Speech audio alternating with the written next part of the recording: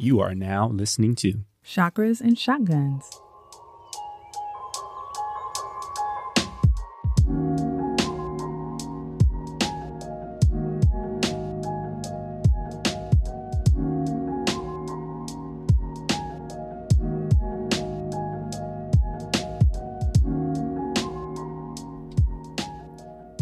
Welcome back to Chakras and Shotguns, episode 11. I'm Jenn.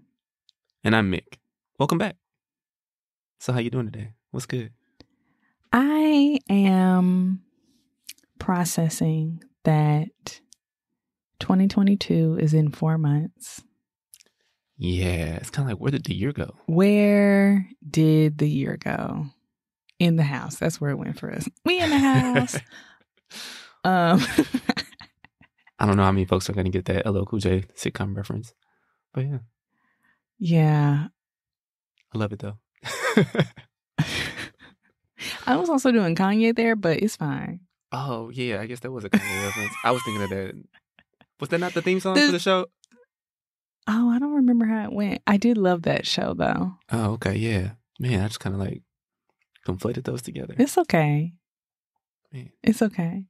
Yeah, Mick and I were talking at lunch today, and I said something like, 13 years ago. And you said, what was that? Like, what year did you say it was? I forgot. It wasn't 13 years. It wasn't. And I was like, no, we're in 2021. Time is, in the words of Casey and JoJo, slipping away from me. But it's fine. Yes. So, lots to talk about in this episode. Lots and lots and lots and lots. Get your pen, get your paper. Yeah, take notes for sure. We got plenty of details to cover for sure. Yes. But before we get into that, you want to kick us off with some breath work? Yes. So for today, I'm thinking let's get into a comfortable seat and have your hands relaxed in your lap, palms up. All right, let's get started. So let's take a big inhale in through the nose. Let's hold that. And sigh it out through the mouth. Let's do that again. Inhale through your nose. Let's roll our shoulders up and down our back. So we're relaxing our shoulders. Exhale out through the mouth. Let's do that again. Make sure your jaw is relaxed. Inhale through your nose. And we're going to seal our lips and exhale out through the nose. So now that we're aware of our breathing, I want us to close our eyes and visualize a small bead of light that's in our hands. And as we're inhaling and exhaling, I want us to grow that ball of light as we imagine it representing the power of ourselves within, and that bead of light is growing from you. And as we grow that bead of light into a ball, into a globe, into a basketball, until it becomes too big to hold, let's imagine that ball of light becoming an orb.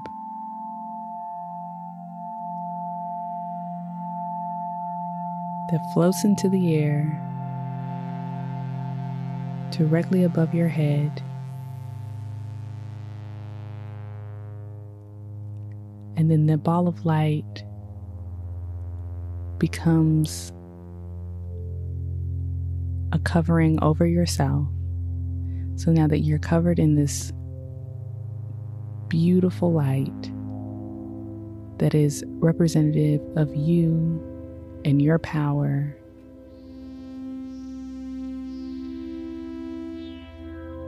let's take another inhale.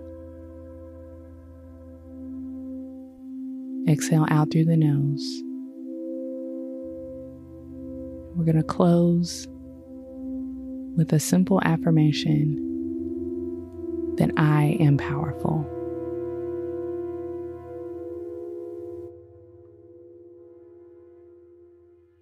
All right. I love that. I was over here feeling like I was in that movie, The Last Dragon. I had the glow. Yes, the glow. I don't know if y'all have seen that movie, but Barry Gordy did a whole like kung fu movie with a black main character. But yeah, I felt like I had the glow in that movie. I came up with that visualization thinking about today's topic because we want to talk about the power within, the power without.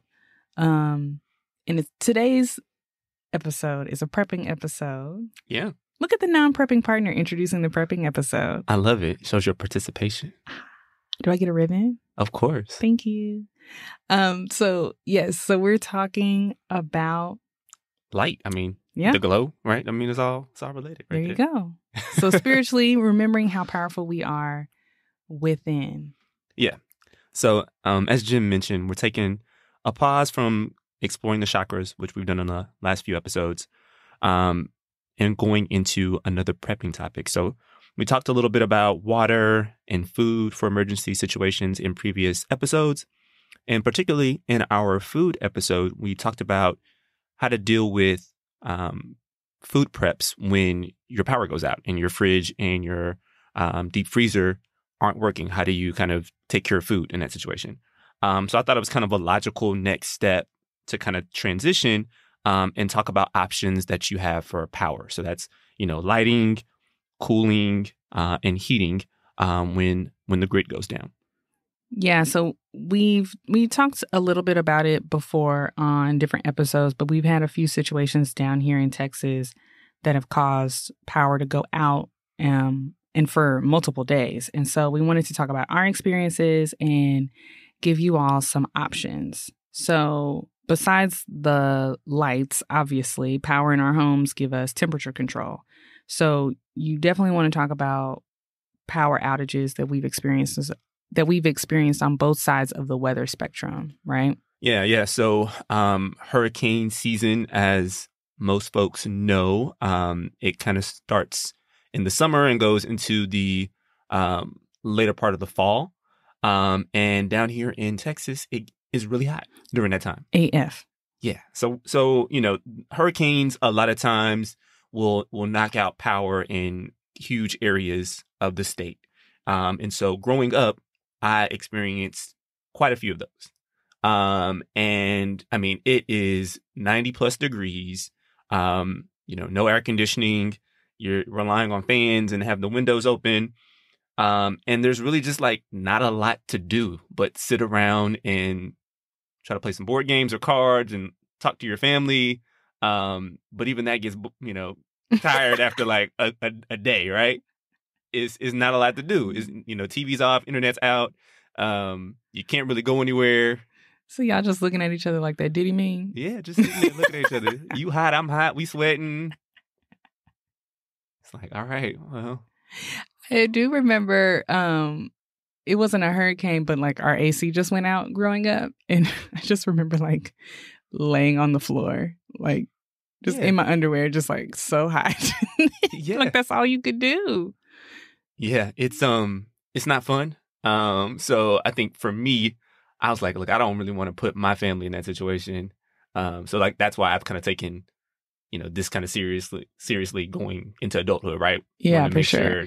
Being here, hurricanes are an inevitable part of living in this state. There's tornadoes, windstorms, things that happen during the summer that could lead to not having power when it's super hot outside. So, or like in California, they have those rolling brownouts and blackouts, and yeah, that's also something in a different part of the country they experience.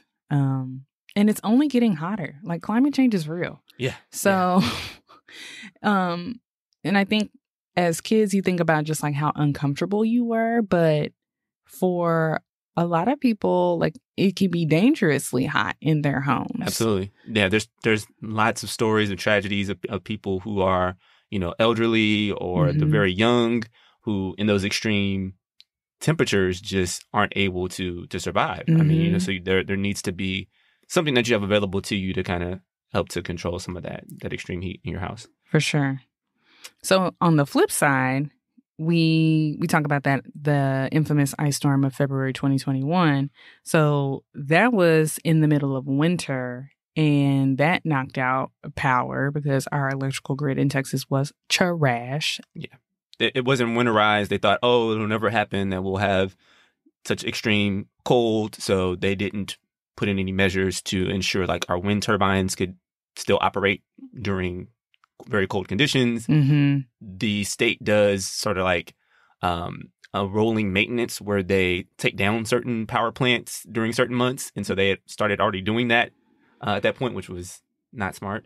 No, that wasn't. So, yeah, there's a lot of things that were kind of contributing to that whole situation down here in Texas. Gosh, that was so annoying. I mean, I'm annoyed at the powers that be not providing for the citizens of the city. Yeah. Or, sorry, of the state that they are beholden to, right? Like, yeah. That was their duty of care. Anyways. But, But I think you just saw, like, on the flip side, like, this same extreme heat that we have, right? It was an extreme cold, right? So people were, there were some tragedies where folks just couldn't get warm enough and, passed away just due to, the extreme cold. Yeah. And I think in Texas, I think that one was a little bit, you could see how much more we weren't prepared for that because it doesn't get that cold in Texas. I mean, we were seeing record lows that we just never see. So this was not Buffalo, New York. Like, we don't know how to handle that. People don't have coats. I feel like I used to always say that my coats were like door-to-door coats, like from the car door to the building door. Like, it wasn't meant for sustained cold temperatures. Yeah. People just did not know what to do. Yeah. So I think our point is that, regardless of where you live, you may think, oh, I live in the South. There's a low chance of extreme cold weather knocking out power and me having to deal with the cold. But I think you should just try to be prepared as best you can for both extremes. So, yeah.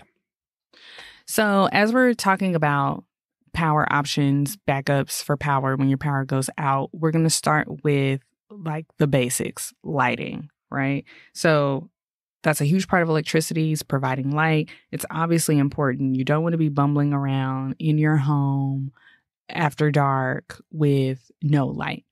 So prepping for light is where we think you should definitely have some redundancies. So we're going to run through a few options that people should have as they build out their preps, starting with the most basic, flashlights. So at a minimum, I don't care if you live in an apartment, or we can go through MASH. I don't care if you live in a mansion, an apartment, a shack, or a house, okay? Do you have a flashlight? Do you have a flashlight in your car? Yeah. That's also important. We all depend on our phones so much. I never go looking for a flashlight if I ever need something. Like if I drop something like under the bed or something, I always get my phone. And it's a really powerful flashlight. Our phones are amazing, but if you're in a power outage situation, you want to be using your cell phone as little as possible, right? You're trying to conserve that battery power. Yeah. So it's funny when I was thinking about flashlights, I immediately went to my dad. I mentioned in episode 1 how he's like a prepper as well. And so there were like kind of two things in our house that we had tons of. And that was batteries and flashlights.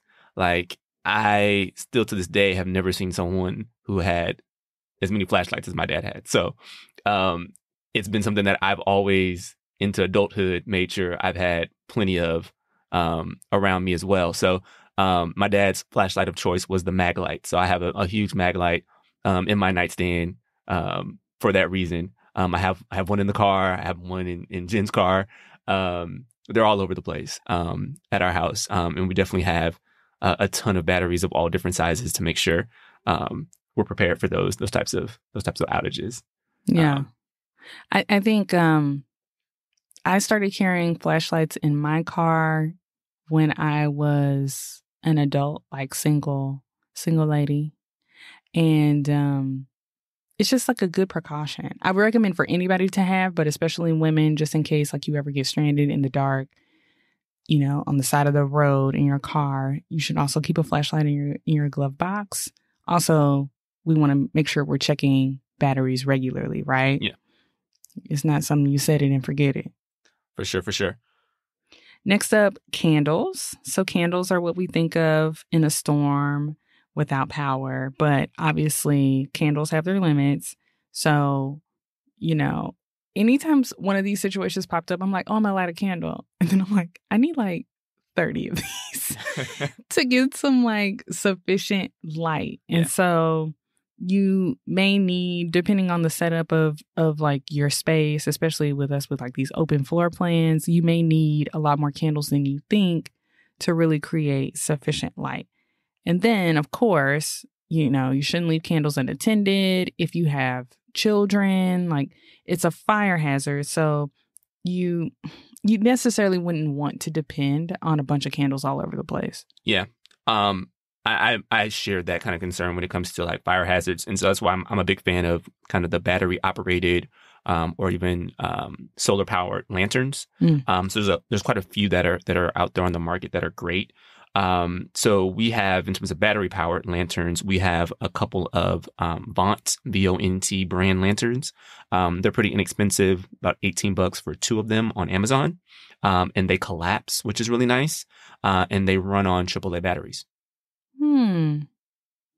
See, when I was thinking lanterns, my grandmother had oil lamps.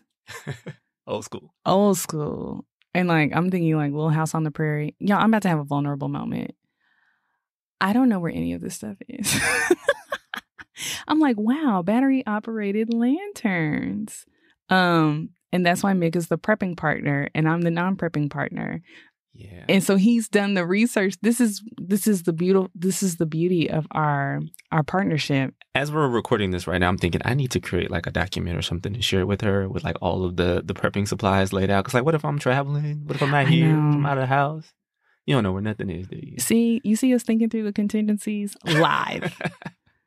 But yes, I kind of feel like the battery operated lanterns. I was like, oh wow, battery operated lanterns. It's kind of like when I showed you what a garlic press was. Okay. I'm not really catching the analogy here, but all right. I'm going to go with this. Wow. Lanterns, battery operated lanterns. Get you some. All right. So there's also some more expensive lanterns that are out there on the market. Folks who like go camping a lot, spend a lot of time outdoors at night. You can certainly invest in those. I did some kind of research and reading different reviews online. There's a product called the Duro 30-day LED lantern. It popped up a lot of places. Apparently, it can run for 30 days, hence the name. It can run for 30 days on one set of batteries. So it's about $55.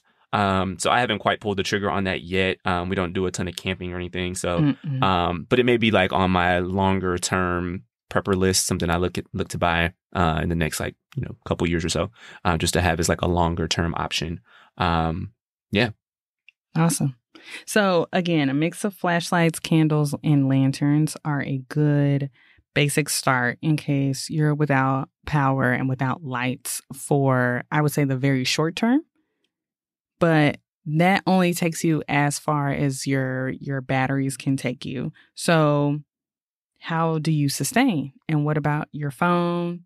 Of course, you could just have a bunch of batteries, but what else? Yeah, so I think a lot of folks should jump to generators next. I know on the Gulf Coast, again, growing up, that was something that a lot of our neighbors had. My parents ended up getting one eventually. And so, yeah, generators, there's tons of options out there. Yeah. So I want to talk a little bit about those. I think the first question when it comes to generators is really figuring out what exactly you want to use the generator to run. So are you thinking, refrigerator, deep freezer, air conditioner? Is that a window unit? Are you trying to run the full one in your house? Do Do you have any life-saving like medical equipment that you need to have for one of your family members that you need to run?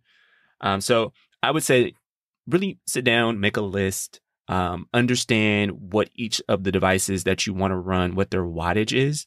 And there's actually a starting wattage as well as a running wattage. And so you want to make sure you have enough wattage to overcome like that initial hump for starting different appliances. So just for folks who may not understand what that means, there's a certain amount of power needed to get a motor to start running in an appliance. And then after that, it doesn't need as much power to continue running. So you want to make sure you have enough, again, coming from that generator to get the appliance started. So there's a bunch of different types of options in terms of pricing that are available for you. And the price really depends on the wattage that each of those generators puts out. So just kind of browsing the best sellers lists on the Home Depot website. There were some as low as $380, and that got you around 4,500 watts. And they ranged up to $1,800 for about 13,000 watts. And, you know, I think if you look at some examples of different types of appliances, for example, a deep freezer would use about 500 watts. Electric stove would be around 2,000 watts. And then like a window unit AC is around 1,200 watts. So like all three of those, if you wanted to run them at the same time, would be about 3,700 watts. And so that would be within the range of that $380 generator that puts out 4,500 watts. So those are all like kind of portable generators that you can kind of roll around your house and roll out in the event of an emergency. But there are also some generators out there that basically connect directly to your house's your grid. And so if the grid goes down, they would kind of, automatically come on. And so those are considered home backup generators. And there are a few different companies that manufacture those and can come out and install them for you. Those run around $3,000. And, they could run your entire house for you. I just want to talk really quickly about fuel when it comes to generators. So there are a lot of different fuel options out there. There are some that run on gasoline, some on diesel, some on propane, and some on natural gas. And there are even some of those portable options that run on a combo. So you could have either propane or gasoline going into the same generator. So yeah, some brands out there. There's Generac, there's Briggs & Stratton, there's Wen, W-E-N. Yeah, and last thing on generators, just a warning around carbon monoxide. We did have some tragedies in past storms where folks brought the portable generators inside of the house and didn't have proper ventilation, and carbon monoxide poisoning did happen in those cases. So when I was a child with the portable generators that my parents had, we would always put them outdoors and run extension cords through like a window to make sure they were outside getting proper ventilation from that carbon monoxide. Yeah, so both the carbon monoxide warning and the fuel sources that go into generators. So, those are some dangers and definite cons to those options. Those fuel sources are flammable, and it's another thing that you have to store and prep for. So if you run out of fuel, you're back at square one, like you're back without power.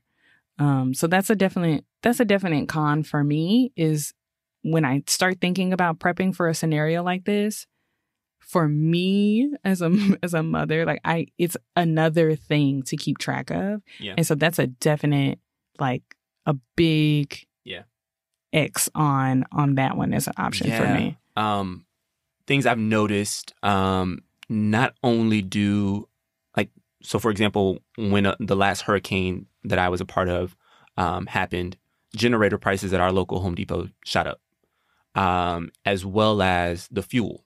So if you didn't have fuel already stored at home, which storing fuel at home can be a hazard. Mm-hmm. And so if you didn't already have it at home, you were going to be paying kind of price gouging prices or not have power. So, generators are less expensive than some of the other options out there, but it comes with some of those, other concerns. Mm-hmm. And I'd probably also would say this is not a great option for an apartment. Yeah, definitely not. I wouldn't recommend it for an apartment. Right. So let's talk a little bit about some solar options. I think solar solves kind of the fuel problem a little bit, and it can kind of be there for you more easily without some of those like carbon monoxide warnings. Yes. So kind of going from like the smallest type of solar solution that you could have. So there are a lot of portable solar power banks. So I know a lot of folks have like the rechargeable power banks that they carry around for their phone. So if their phone battery is starting to get low, they can kind of, charge on the go. Well, they make those that have solar panels attached to them as well. And they're great for kind of charging smaller devices like a cell phone or anything else that you have that's kind of like around that size. So basically, you charge them up either through the wall or in the sun, and they provide backup power for your phone. Nice. Yeah. And if you have some of those battery packs, even if they're not solar powered, it's just probably another good thing to regularly monitor that they're charged up. Yeah. Because even if it doesn't have solar power, but you've been maintaining it, it's going to come through in the clutch, right? Yeah, definitely. I keep one in the car. And as we were kind of preparing for this episode, I went and kind of looked at it to try to check the brand and just be able to make sure I had the details so I can talk about it on the episode. And I realized I didn't have an updated cord for my current cell phone attached to it. So I was like, oh, okay. This is one of those moments where, I need to heed my own advice and make sure I'm regularly checking my preps to make sure we're good. So, yeah. You better walk that walk. So the next couple of things I wanted to talk about, there are some kind of combo devices out there.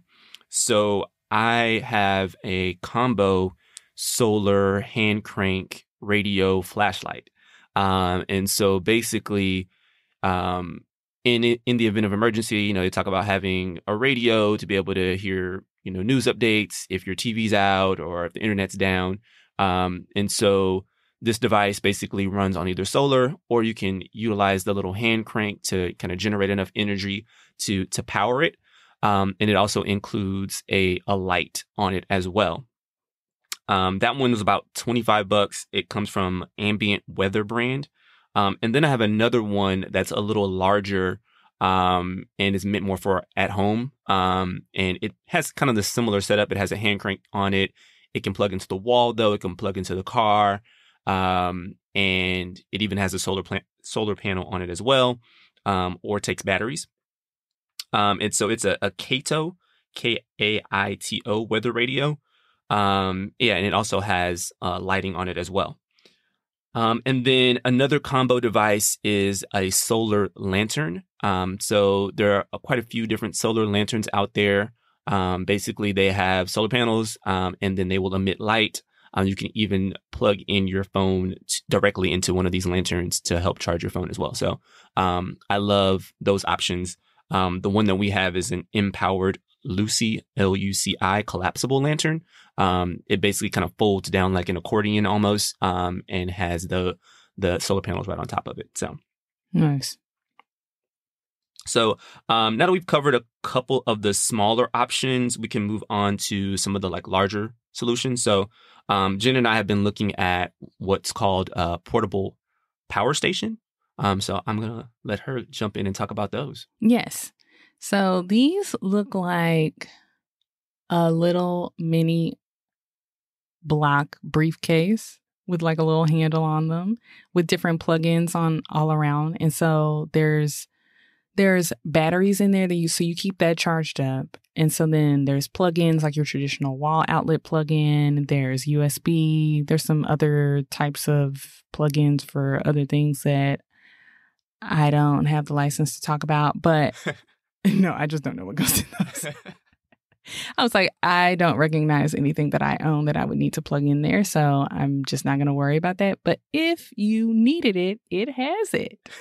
So you can charge those in your car. You can purchase solar panels for those, so you can use the power of the sun to charge that up. You can also, when the power is on, right, and when it's a non-emergency, you can charge it that way just through a basic wall outlet. So basically, it gives you a lot of different options to use, like the electrical grid, use natural resources to charge that, and then you'll have that portable power station for some of your appliances.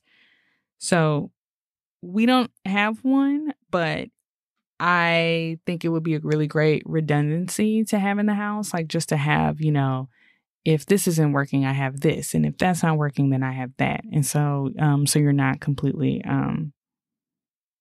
out of luck. So if you're picking a portable power station, what you probably need to evaluate again is, what do you plan on running? So do you just want to run your laptop, your phone, your coffee maker, maybe the Wi-Fi and the cable? So you're not sitting there looking bored. Or you could unplug. I mean, I want to play my PlayStation, Wow. We could play Phase 10. Okay. We could play tic-tac-toe. All right. Or do you need to run a window unit, air conditioner, or, again, some other sort of medical equipment, right? I think a lot of people were concerned about losing power to things that they needed in their home to keep them alive. So, again, it's the wattage conversation. It's, what do you need to run? What are your absolute essentials? And then you can figure out what type and the price point of the portable power station that you need. So they run from about $140 up to $1,200. So depending on the output and the battery life. And then the solar panels are additional, so they can run from $200 to $350. Yeah, so there's a New York Times Wirecutter article that I think was really helpful in explaining a lot of the different models that are out there. So we'll link that in the show notes. All right. So let's talk about the bigger solar options. Let's go big. All right. So if you're looking to power your entire house with solar, roof panels are a great option. I'm sure you guys have heard a lot about a lot of the different options out there if you don't have neighbors or already have them on your house. Basically the way it works, these are panels that are right there on your roof, capturing the sunlight. They feed directly into a battery that, most folks keep in their garage, that, can be used in emergency situations to power the house if the sun is not out. It communicates in some cases, most cases that I've seen, there's an app that you can install on your phone that the panels are communicating with, and you can kind of see how much power is being generated and how much is stored in your battery. And if there's ever an outage, it kind of is connected via an inverter to your circuit breaker, and then can automatically switch on and provide that power. So we've had tornado, windstorm, ice storm, all those situations. And the panels that we decided to go with were great for kind of keeping everything functioning in the house. Yeah, and each of those were multiple day blackouts. Yeah. So just thinking through some of the other stuff that we've talked about, if you don't have those backup contingencies for power, particularly the food prep that you've done, anything refrigerated, that's gone. Yeah. If you're multiple days without power, and so then you're having to do that again and again, because the fact that we've had 3 multiple day blackouts, I think within 2 years in a major city. It's been very helpful. I'm a huge advocate for the roof panels. For sure. So just some companies that are in the space you guys can go and look at. There's SunPower, there's Sunrun, there's Tesla, there's LG, and Vivint are out there. I wanted to talk a little bit about the Sun number. So that's a startup company that basically has run a model where they can see if your house is a good candidate for solar panels. They have a scale from 0 to 100, and anything above 70 would be considered a good candidate for solar. So basically, they're just looking at how much sun is hitting your roof based on the shade near you, the trees and whatnot, and providing a score. and really seeing if you can produce enough power from the sun in your area. So you can go to sunnumber.com and see if your address is listed. And let's talk about money. Yeah. So, solar panels are an investment. They can run anywhere depending on like how many panels you want to have, how many batteries you decide to go with, and the size of like your space, how much, you want to capture to run your entire house. You're looking at around $10,000 to $30,000. But right now in the U.S., there is a tax credit, and it's only running for the next couple of years. So for 2021 and 2022, the tax credit is around 26%, and then it drops to 22% in 2023. But then it expires in 2024 unless we get a renewal from Congress.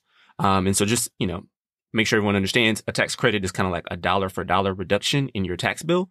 So think of it as kind of like a discount of, 26% on the cost of the solar panels. All right. So let's talk a little bit about some special considerations for cold weather. So I think the main thing when it comes to cold weather is, we should focus on trying to warm our bodies and not necessarily warm the entire space. And so a lot of preppers will talk about gathering their family into like one bedroom, maybe it's the master bedroom, that way you're in more of an enclosed space and trying to just kind of heat the immediate space around the family as opposed to like everybody being spread out in their normal bedrooms and trying to heat up the whole house. So yeah, if you don't have power and you're in one of those situations, try to focus on keeping your body warm and in a small space warm. So things like, adding extra layers of clothing, investing in like some sleeping bags to have, if you don't have the funds to kind of invest in some of the larger preps, just being sure you have some of those larger items that you can wrap yourselves in would be a good idea.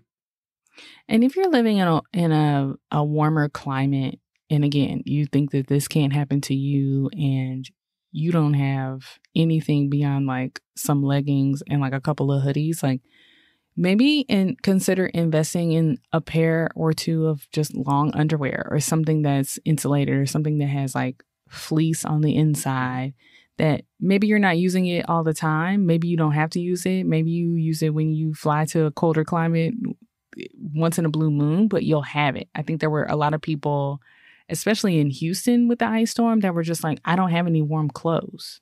Yeah. I think take a moment and check out like a Goodwill or a Salvation Army and see like what type of, winter type clothes they have in that keep it as like your prepping clothes. Like it's like just your, coat that you use in case of emergency, right? It's not one that you would need for the milder winters, but it's something that you would have just available for you. So then I want to talk a little bit about fireplaces. So fireplaces are great. You can burn some wood or some natural gas in there to keep the house warm. It doesn't require the grid. But just make sure you guys are keeping those maintained, making sure that the chimney is clean and that you know how to operate it. Make sure the flute's open when you're burning that fire.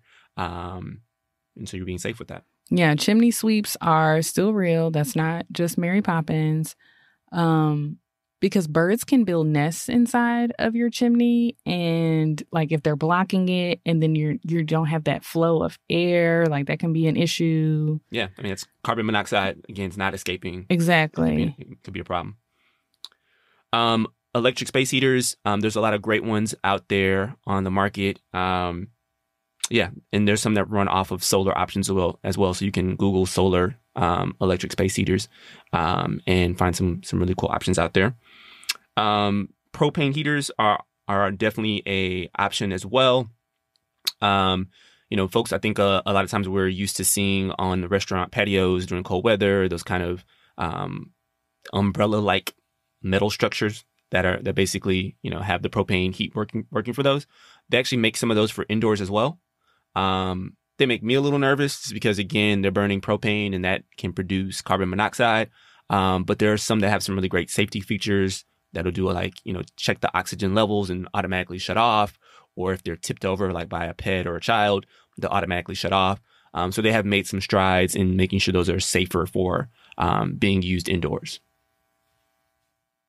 So with all these preps and with prepping in general, and I think it's something we talked about in one of our first episodes, you need to take into account your neighbors. So we're not saying that you need to prep for the entire neighborhood, but we think you should be aware of what may happen when your house has lights coming from it and no one else's does. And we've definitely experienced this. And I think we don't, especially if you live in an urban center, I don't think we fully realize that when the lights are out, the lights are out. Yeah.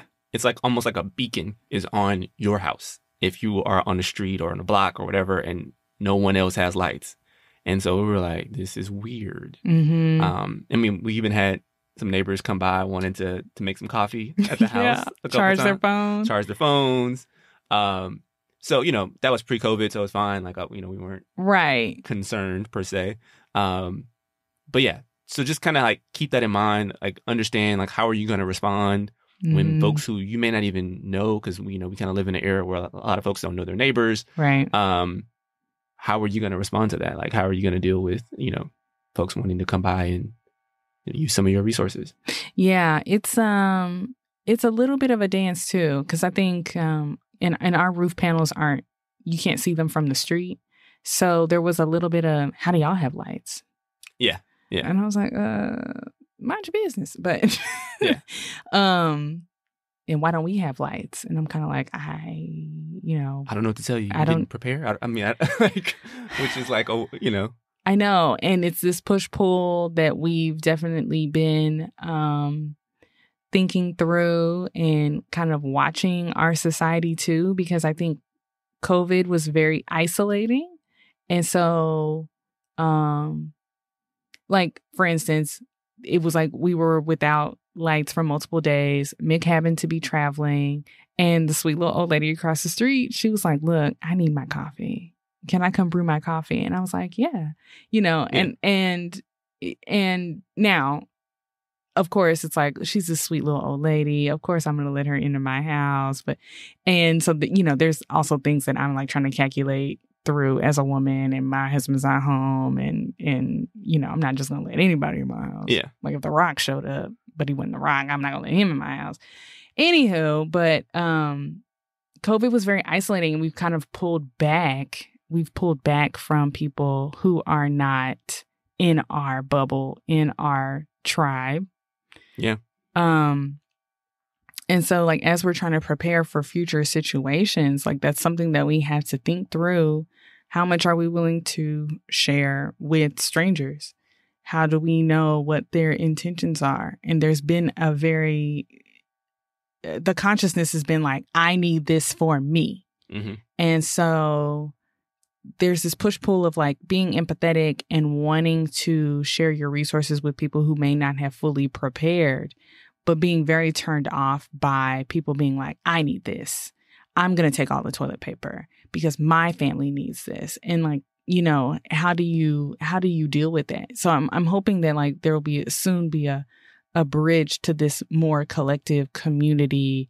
Like, you have this, well, I have that, and like let's work together to build something greater, right? Yeah, no, I think that idea actually leads right into our next segment, which we wanted to answer a listener question that pretty much kind of asked about that, right? Mm-hmm. So I'll go ahead and read the question. I think it was really addressed to you, Jenn. The question was, as the non-prepper in this partnership, how did you become comfortable with your husband spending money on these prepping supplies? What was that conversation like? What is your perspective on it? And how do you feel about the selfishness of the whole kind of prepping process? So on the money piece, and this was in like year one of our marriage. Yeah, 20. Yeah. So year one of our marriage, we're also figuring out marital finances, okay? And like, thankfully, I don't think we had any like huge hurdles where I was just like, let's buy the bar. And he's like, no, let's save every dime. But we definitely had different perspectives on how we budget. For sure. I think looking back on it, like we were so frustrated with each other, but like through this whole journey, looking back on it, and how it's come up in other ways is, I think I was embodying the divine feminine. I was embodying flow and ease and intuition. So I used to say that I was an intuitive budgeter, and it drove him crazy. Old me thought that made no sense. I was like, what do you mean intuitively? These are numbers. They need to be added and subtracted, and that's how you budget. And she's like, no, I just kind of know. I feel it. And if I don't have any money at the end of the month, then I'll just like not spend a lot of money the next 2 weeks. And I was like, wait, okay. Like I knew when I was like, ooh, we pushing it. Let's cut it on back. We don't need to do that much shopping next month.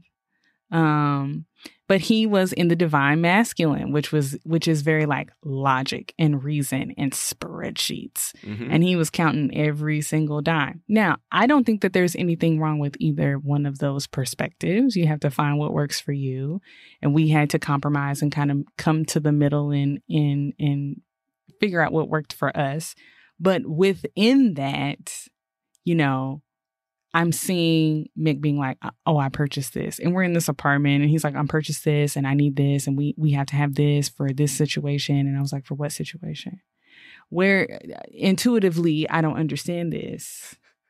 And however, at the same time, even though I was kind of like, well, why is he spending this money? Like, I thought we couldn't spend money. But that's not where he necessarily was. And even though it wasn't necessarily what I would have chosen in that moment to purchase, I still saw the utility of it. And maybe an element of that, fortunately, was part of my upbringing and like my mother being one of those people that had a contingency plan and tried to be prepared for certain events. And so it made sense as we're talking about climate change and certain things, all of that made sense to me. And so I think it was more so the more we communicated about it, the more we could be in agreement as to the prepping purchases that we were making. Yeah. I think I looked at it as kind of like an extension of our emergency fund. Because to me, you know, let's say a hurricane comes, knocks out power, ATMs are down. There's no use in having money for an emergency in the bank that I can't access. So I need to have something that I've spent my money on that's available to me in one of those emergency situations. So that's kind of how I like thought about it. And hopefully that like kind of transferred to you a little bit. Maybe it did. I don't know. I mean, when it really came down to it, it's like, okay, he bought a water filtration system. I mean, he didn't go blow his money on, 30 pairs of J's. You know what I mean? Like, and say like, oh, I'm going to go do this. And I'm like, what is the utility of that? Even though J's bring him joy. He's like, I was like, instead I have 5 pairs of J's. Not that. I'm like, look, buy what brings you joy. Definitely want to have a conversation about abundance mindset on this podcast.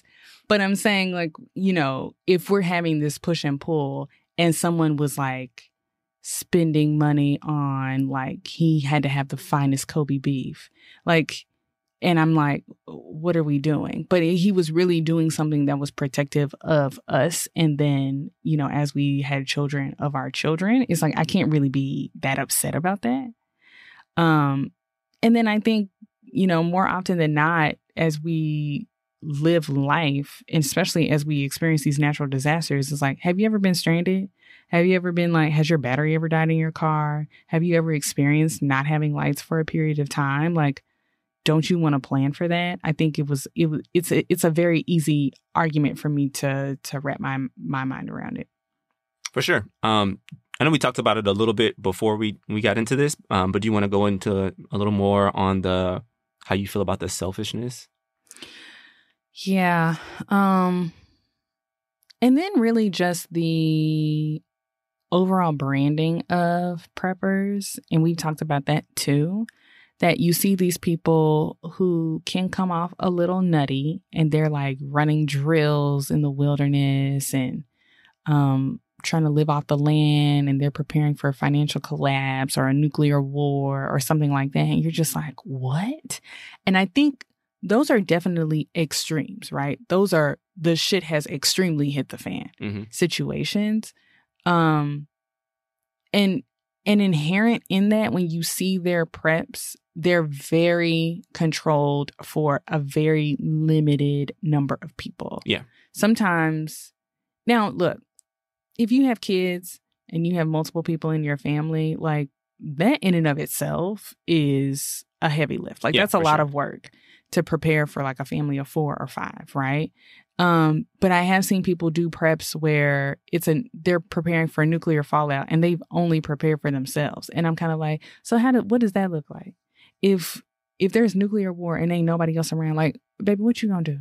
You just in here by yourself. Watching old reruns of Friends. Sad. So, I think that kind of rubbed me the wrong way. I hear you. I think, being the only house on the street that has lights and feeling like, hello, we have resources, and operating from a sense of lack, right? Like, I only have these resources. I only have so many. It didn't really make me feel that great inside. Yeah. But I think, as we've been talking and really a big push for why we wanted to do this podcast is that other people are thinking through these things. So there are more resources for emergency situations that people have. So collectively, we can all survive whatever life throws at us. Yeah. I think our mission is really just to try to get as many people to have preparedness resources at their disposal in an emergency, right? And, if we can get you from not having any resources to survive one day to 2 weeks, I'm like, great, mission accomplished. You know what I mean? I just want to move people along the spectrum. If you have 2 weeks, get to 3 months. You know what I mean? Mm-hmm. So yeah, hopefully this is inspiring enough to folks to want to do that. Yeah, it's definitely a range. I think there's some people who are like, if I'm going to be a prepper, I have to build a bomb shelter in my backyard. But I love that you said that. It was like, can you get through a day? Okay, can you get through this? Can you get through 2 weeks? Can you get through no lights? Can you get through no water? Do you have a plan? And just being thoughtful. Yeah. I mean, we're not, in terms of the spectrum of preppers, I don't feel like we're super duper, we can go on the show and talk about all our preps. I feel like it's very practical things that we have that we can go for a certain amount of time, and we're working our way up to a longer term prep situation. Yeah. But it's a journey. And so you have to start it. Yeah. Yeah. So thank you again for that listener letter. Trying to get to the meat of the non-prepping partner being like, what the are you bringing in here now? But no, it wasn't. I don't think it was like that. Do you think it was like that? No, I think you were pretty supportive. Okay. I was like, was I like that? All right, guys. Well, let's go ahead and close out this episode. As always, send us an email to chakrasandshotguns@gmail.com with the subject line question if you have a question that you'd like us to read on the show. Yes. And we will answer it in a future episode. Yes. Anything else you want to? This episode, as always with the prepper episodes, it had a lot of information, a lot of resources. We will do our very best to include them all in the show notes. If there's anything that's not in the show notes and you want to know, send us a DM, send us an email, and we'll be sure to get that information to you. All right, guys. We hope you guys have a great rest of your day. Leave us a review on the podcast, 5 stars, please. And follow us on Instagram @chakrasandshotguns. Okay. Namaste.